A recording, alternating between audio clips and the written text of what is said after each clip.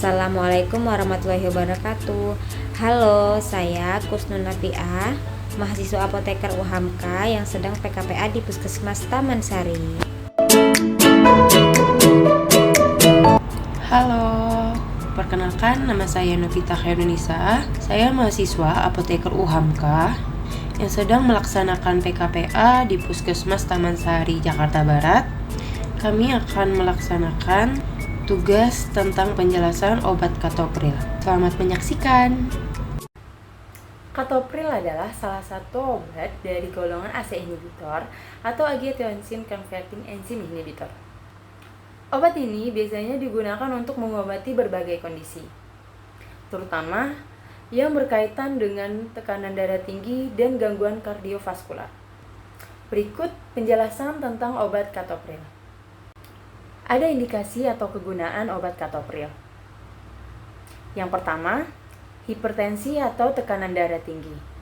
Jadi, obat Katopril ini membantu menurunkan tekanan darah dengan melebarkan pembuluh darah, sehingga meringankan beban kerja jantung.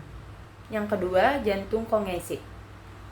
Obat Katopril ini digunakan untuk membantu jantung memompah lebih efisiensi. Yang ketiga, ada nefropatik diabetik, di mana pasien mengalami diabetes tipe 1 dan gangguan ginjal. Jadi obat Katopril ini membantu memperlambat kerusakan pada ginjal. Yang keempat, ada pasca serangan jantung. Jadi obat Katopril ini membantu mencegah komplikasi jangka panjang setelah serangan jantung. Selanjutnya ada cara kerja obat Katopril, di mana obat Katopril bekerja dengan menghambat enzim ACE yang berfungsi mengubah angiotensin 1 menjadi angiotensin 2. Angiotensin 2 ini adalah senyawa yang menyebabkan penyempitan pembuluh darah. Dengan menghambat enzim ini, yang pertama, pembuluh darah menjadi lebih rileks atau yang disebut dengan vasodilatasi. Yang kedua, tekanan darah menjadi turun. Dan yang ketiga, aliran darah ke jantung dan ginjal menjadi meningkat. Selanjutnya ada dosis dan cara penggunaan. Dosis Katopril itu bervariasi. Yang pertama 12,5 mg, yang kedua 25 mg, dan yang ketiga 50 mg. Yang pertama di mana pasien mengalami hipertensi awal dengan dosis 12,5 hingga 25 mg diminum 2 kali sehari. Kemudian dengan pasien hipertensi pemeliharaan dengan dosis 25 hingga 50 mg dan diminum 2 atau 3 kali sehari. Yang kedua, di mana pasien mengalami gagal jantung awal dengan dosis 6,25 hingga 12,5 mg dengan diminum 2 atau 3 kali sehari. Dengan pasien gagal jantung dosis maksimal 150 mg per hari. Yang ketiga ada pasien nefropatik diabetik, biasanya dengan dosis 25 mg 3 kali sehari. Obat Katopril ini lebih baik diminum saat perut kosong atau 1 jam sebelum makan. Ada beberapa efek samping obat Katopril yang umum. Yang pertama ada batuk kering. Batuk ini batuk yang menetap dan sering. Yang kedua, pusing atau sakit kepala karena penurunan tekanan darah. Yang ketiga ada rasa lelah atau lemah, efek dari vasodilatasi. Yang keempat ada ruam kulit, biasanya terjadi meskipun jarang. Yang kelima gangguan ginjal atau kalium tinggi atau disebut dengan hiperkalemia jika tidak digunakan dengan benar. Selanjutnya ada efek samping serius atau jarang yang dialami saat mengonsumsi obat Katopril.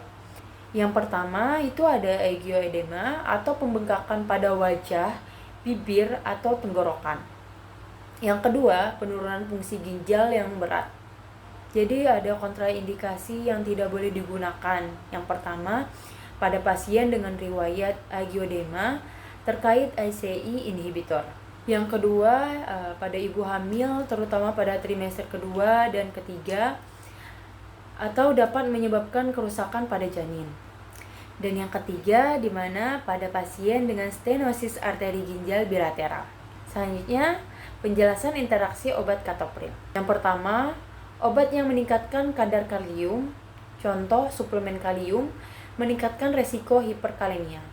Yang kedua, NSAID seperti ibuprofen dapat menurunkan efek katopril dan memperburuk fungsi ginjal.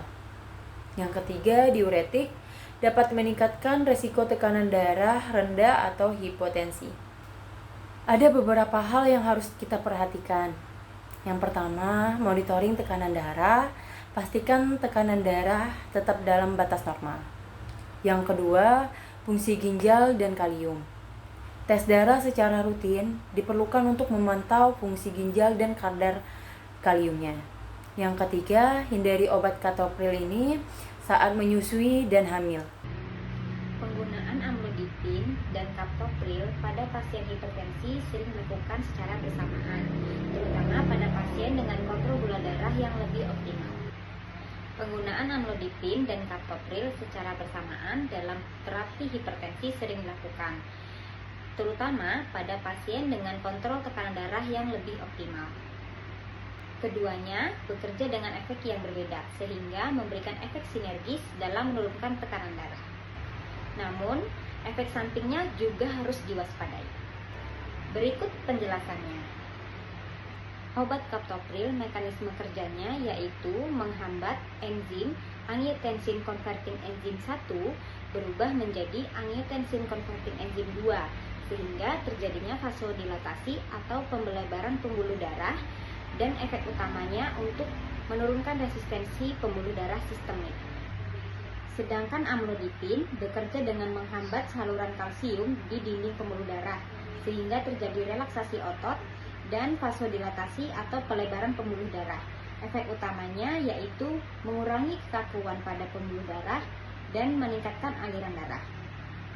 Kombinasi keduanya bekerja saling melengkapi sehingga lebih efektif dibandingkan monoterapi. Keuntungan kombinasi kaptopril dan amlodipin yaitu yang pertama, efek sinergis. Kombinasi kedua obat ini lebih efektif menurunkan tekanan darah dibandingkan penggunaan hanya salah satu obat saja. Yang kedua, menurunkan efek samping individu. Amlodipin memiliki efek samping edema kaki atau pembekakan di kaki, dan kaptopril memiliki efek samping batu kering. Penggunaan kedua obat ini dapat meminimalkan efek samping tersebut. Yang ketiga, cocok untuk berbagai jenis hipertensi. Kombinasi amlodipin kaptopril cocok untuk berbagai jenis hipertensi, terutama pada hipertensi yang sulit diatasi atau yang berisiko kardiovaskular tinggi. Meskipun efektif, kombinasi obat amlodipin dan kaptopril tetap memiliki resiko efek samping yang tinggi. Yang pertama, hipotensi atau penurunan tekanan darah yang drastis. Pasiennya dapat mengalami lemas, pusing, dan atau bahkan pingsan. Yang kedua, meningkatkan risiko kerusakan ginjal akibat penggunaan kaptopril.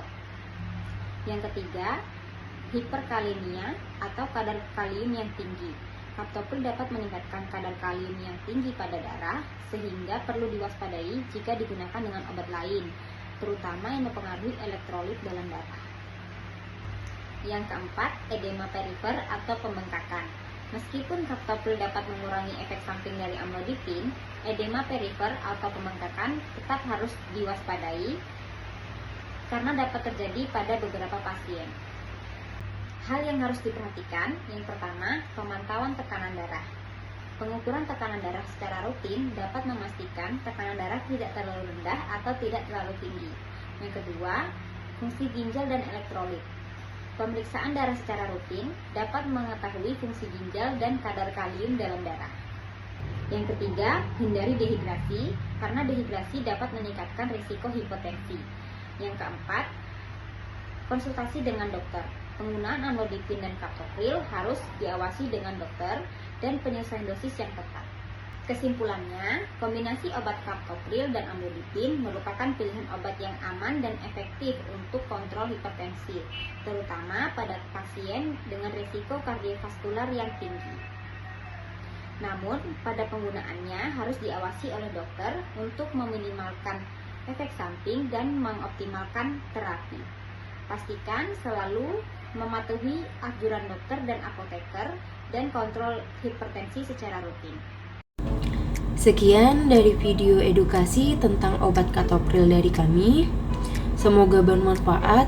Wassalamualaikum warahmatullahi wabarakatuh.